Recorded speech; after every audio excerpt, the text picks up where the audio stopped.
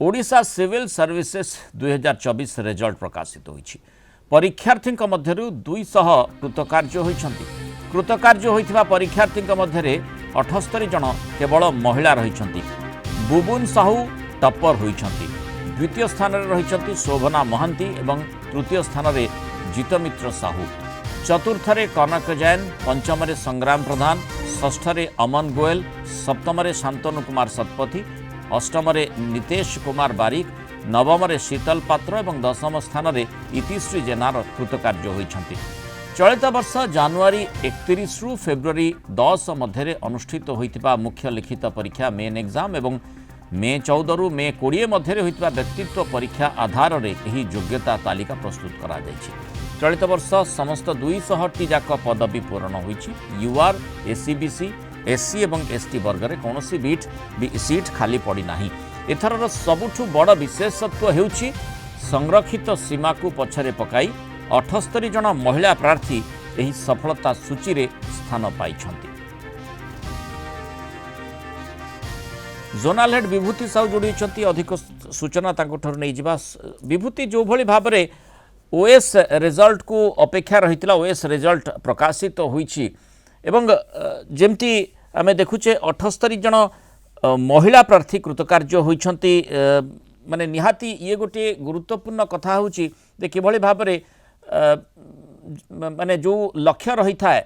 केमती जने ओएस हेबो एवं से प्रकार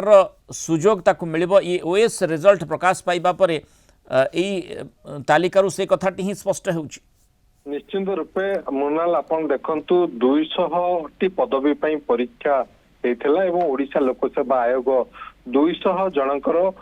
नाम को सुपारिश करछि नियुक्ति देबा पई एवं सेथिरे 78 जन महिला रहिसंती। एवं ये बड़ कथा एथि पई जदि आपण जो महिला को कथा में आलोचना करूछे जेते बेले रिजर्वेशन कैटेगरी रे महिला को सीट संख्या रही 65 किंतु ताकू अतिक्रम करी 78 जनक कृतकार्य होइचंती एवं मोट 200 जनक नाम को सुपारिश करिछि ओडिशा लोकसेवा आयोग। एवं ये वेबसाइट जहाँ रही ओडिशा लोकसेवा आयोग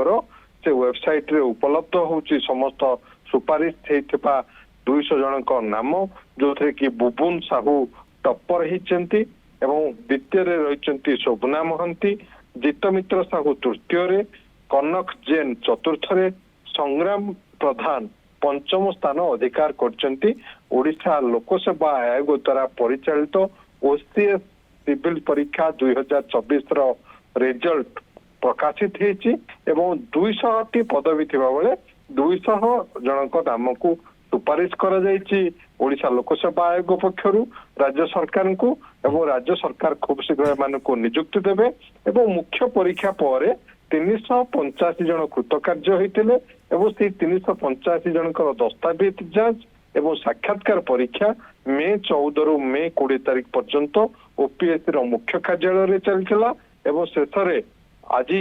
समस्त कल्पना जल्पनार अवसान घटी जेमती 200 जनक प्रोविजनल लिस्ट बाहरी तारी भितर जेभली माने स्वाभाविक भाव में सूचना रही था जदि कहीं प्रार्थी कौन तथ्य लुचई था कारण जो डिक्लेरेशन रही था से माने जहाँ भी तथ्य देइछन्ति सबकिछि ठीक तांकर नॉलेज रे बोली कही थांती से आधार ये गुरुत्वपूर्ण कथा होछि जदि कौन प्रार्थी कौन तथ्य लुचई ताहले जो माने तांकर जो सुपारिश रही ताकू बातिल करा जाई पारे रूपे ये हूँ गोटे प्रोविजनल लिस्ट एवं सरकार पाखे जो से नियुक्ति पाइबे एवं ओडिशा लोकसेवा आयोग तार कार्यक्रम सारी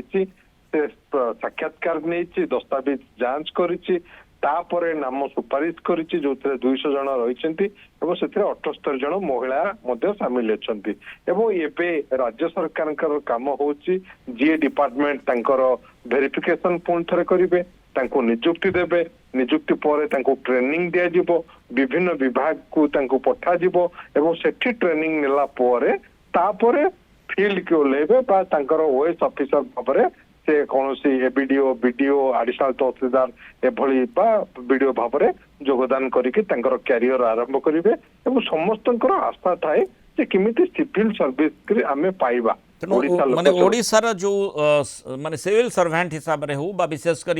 एडमिनिस्ट्रेटिव कार्य केमिति निजक नियोजित करें से जो परीक्षा रही ओपीएससी 2024 परीक्षा फल प्रकाशित होती परीक्षार्थी मध्य 200 कृतकार्य होती तार लिस्ट आम कलिंग टीवी स्क्रीन रे आपड़ देखिपुं कि भाव में जो 10 जन कृतकार्य होती से संपर्कित सूचना रही माने 10 जनकर ना आम देखु 200 जो प्रोविजनल लिस्ट बाहरी से ही जनापड़ी जो ओएस प्रति पिलामानकर छात्र छात्री केमती क्रेज रही। धन्यवाद विभूति सूचना रही।